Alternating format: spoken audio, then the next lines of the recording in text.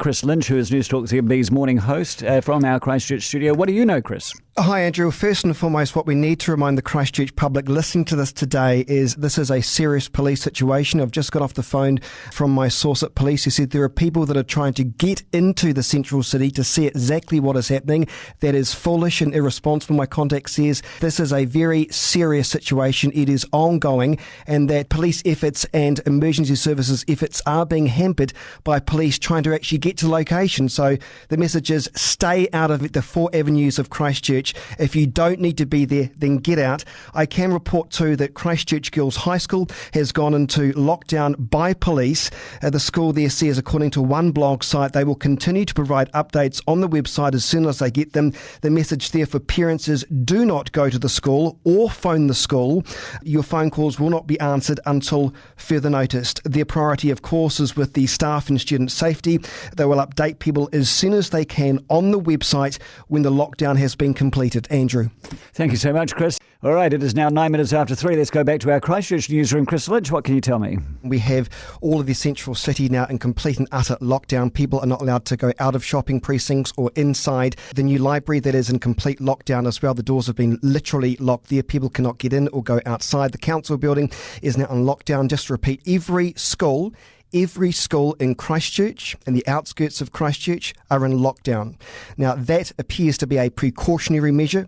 Not only is the mosque in central Christchurch a focus of police, but also too, there's been unconfirmed reports of the mosque as well in Linwood, with a lot of police activity there as well. We can confirm that every school in Christchurch City remains in lockdown. The word from emergency services to parents, although this is a traumatic event, not being able to get to your loved one right now, but the message is stay away, remain inside your house. This is not just a central city event. As we know now, there's been an active shooter at the Linwood Mosque as well. For those outside of Christchurch, that's about 4 k's east of the city. It is fair to say the entire city is in lockdown. Just while we wait for the PM, Chris Lynch is with me and will be with me through the show, live from Christchurch here. At least some good news this afternoon, Mike, just confirming that one person has been arrested, but police still say there may be active and other shooters involved in these fatal shootings. What they are saying is at least 9 people have been shot. We don't know if they're alive or dead at 2 mosques in Christchurch.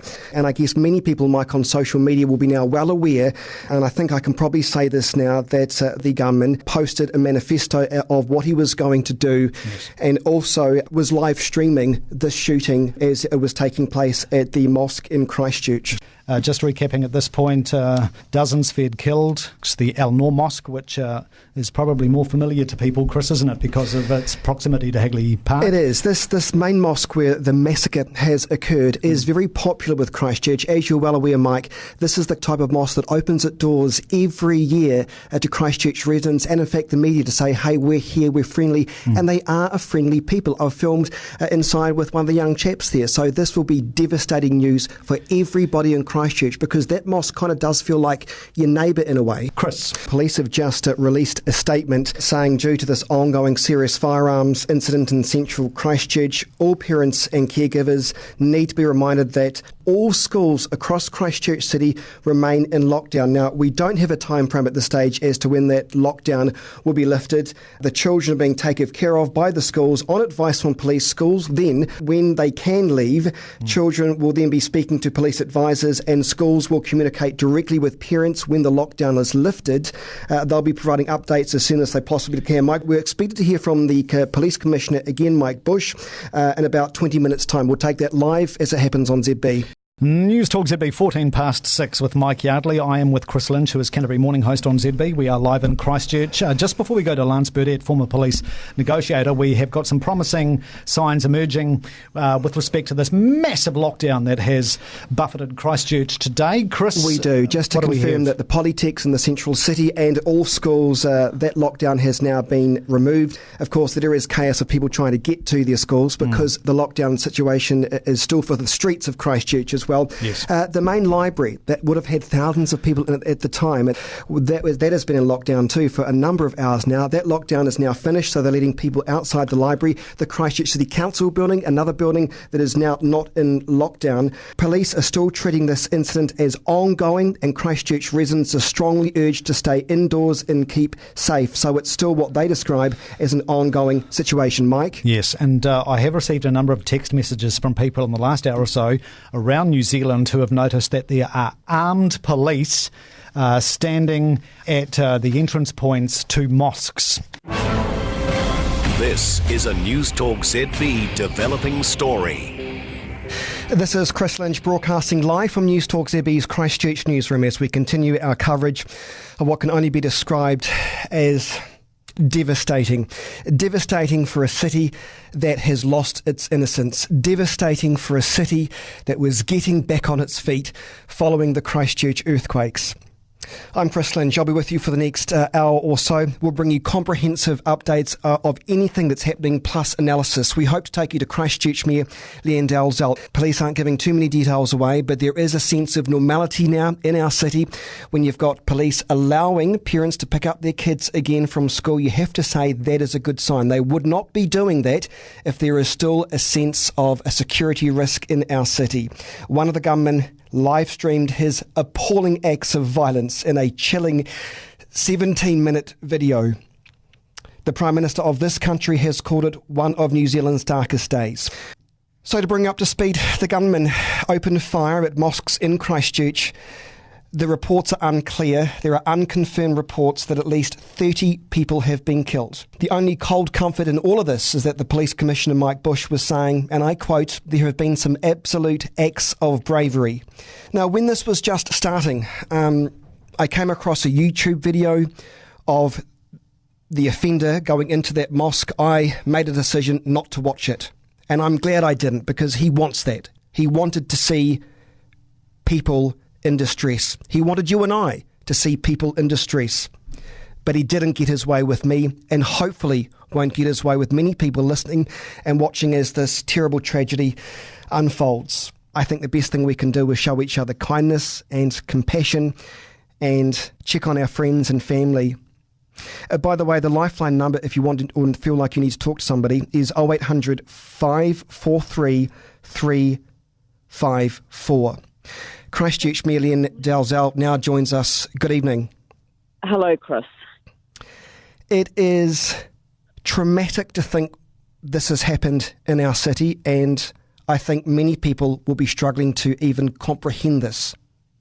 It is. I mean, I was trying to find words earlier on, and I just got to the point where it was so shocking that there are no words that can truly describe the horror of what has unfolded today. It's unbelievable that it could happen in Christchurch, and unbelievable that it's happened even in New Zealand. Well, I think our focus has to be on those who've lost loved ones and are in hospital. So Bishop, I'm really sorry. I do apologise to interrupt, but we do need the Prime Minister, Jacinda Ardern, is making an announcement. We will come back to you shortly. Let's just take a quick listen in. While we do not have any reason to believe at this stage that there are any other suspects, we are not assuming that at this stage. The Joint Intelligence Group has been deployed, and police are putting all of their resources into this situation. The Defence Force are currently transporting additional police staff to the region. Our national security threat level has been lifted from low to high. 40 people have been confirmed dead. Jacinda Ardern does describe this as a terrorist attack. I'm Tony Doe. We'll have more on this developing story at 8 o'clock. Now back to Chris Lynch. Thank you, Tony. I've just had a media release sent through to us here from the Canterbury District Health Board with some other figures that may be of interest to the nation. 8 patients with gunshot wounds are being treated at Christchurch Hospital. 48 patients ranging from young children to adults with gunshot wounds are being treated at Christchurch Hospital. Injuries range from critical to minor. Additional patients with gunshot wounds presented to other health facilities in the community. The CDHB says 12 operating theatres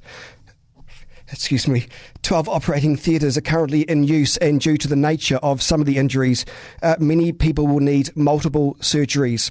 There is significant capacity, they say, and staff at Christchurch Hospital. The good news is that the police cordon has been lifted from the site, so people who need emergency health care can now get it at Christchurch's hospital department. News Talk ZB with Chris Lynch broadcasting our national coverage of the Christchurch massacres from News Talk ZB's Christchurch newsroom. Just to bring up to speed, 40 people have now been confirmed dead in a terrorist shooting at 2 Christchurch mosques. 10 died at Linwood, 30 at a mosque near Hagley Park. It is News Talk ZB with Chris Lynch as we continue our extended coverage broadcasting live from News Talk ZB's Christchurch newsroom, and what can only be described, and I never thought I'd be saying this in my career, is mass shootings across the city. We'll take a break. The national terror threat level lifted from low to high. I'm really pleased in a way to say that Marcus Lush is on the program next, my friend and my colleague, who I think sometimes has the best way with words in his way that only Marcus Lush can do, actually. And I guess let's not let hate win. Let's not let Christchurch be defined by this. As I say, News Talk ZB will bring you comprehensive coverage of the mass shootings in Christchurch right throughout the night, and I'll be back tomorrow morning. My thoughts are with everybody affected by this, particularly those who have loved ones who won't be coming home tonight. I'm coming back at about 8 a.m, and of course Mike Hosking with the breakfast program. Till then, thanks so much for tuning in, everybody. The Mike Hosking Breakfast, Christchurch Special on News Talk ZB. It is 8:26. Let's bring in Chris Lynch. Chris, good morning. Good morning, Mike. I've got to say, in watching it all unfold yesterday, the New Zealand Police Force deserve honours and medals for what they did. They flooded that city with resource and locked it down, I think, probably as well as any police force in the world yesterday.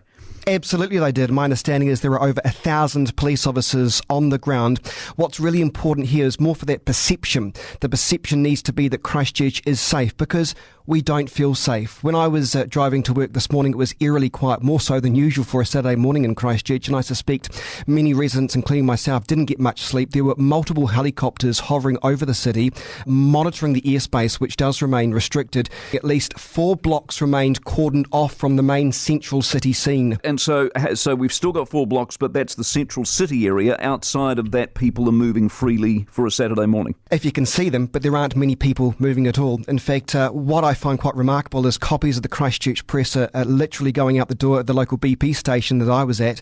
You pick up the paper and you read the headline, "End of Innocence." In some respects, there is no other way to describe that. I mean, this doesn't and shouldn't happen in a usually quiet and somewhat sleepy city. Yeah, we're going to take you straight to the Garden City, Ōtautahi, and Canterbury Morning's host, Chris Lynch, who is with us now. Chris, you and the team have been working tirelessly over the last 24 hours or so, and you have an update for us now. We do indeed. We're expecting the accused to appear in the Christchurch District Court any time now. We will bring you that as soon as we have it. The court is in complete lockdown for security reasons, Jack. We have our reporter Anastasia Hedge. She is there, so as soon as we get information, we will bring that to you shortly. And New Zealand Prime Minister Jacinda Ardern is with me. Good morning and thank you for your time. Good morning. We're now starting to know slightly more details about the alleged perpetrator. What do you think is appropriate to tell the New Zealand public? Well, I think there's something specific I would like the people of Christchurch to specifically know, and that is that this individual was an Australian citizen. He's travelled widely internationally. He spent sporadic periods of time in New Zealand. But at the time of this attack, he was not resident in Christchurch. He was resident in Dunedin.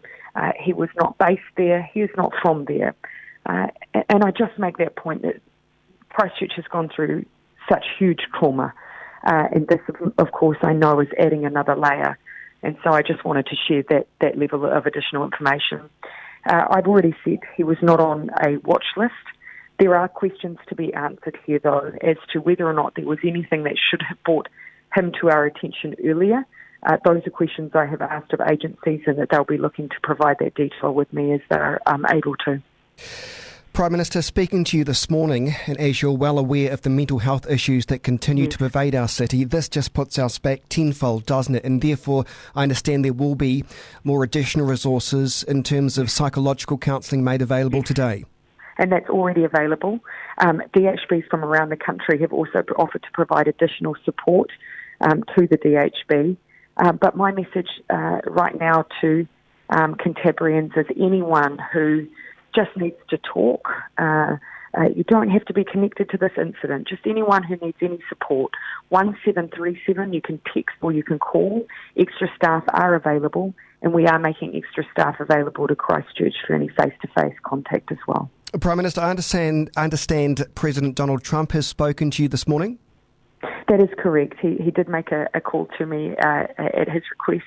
A number of world leaders have passed on condolences to New Zealand, but he did so specifically as well. What did he say? He was shocked, appalled. He offered the assistance of the government for anything that we may require, and he asked if there was anything that we needed, and my response was love and support for the Muslim community.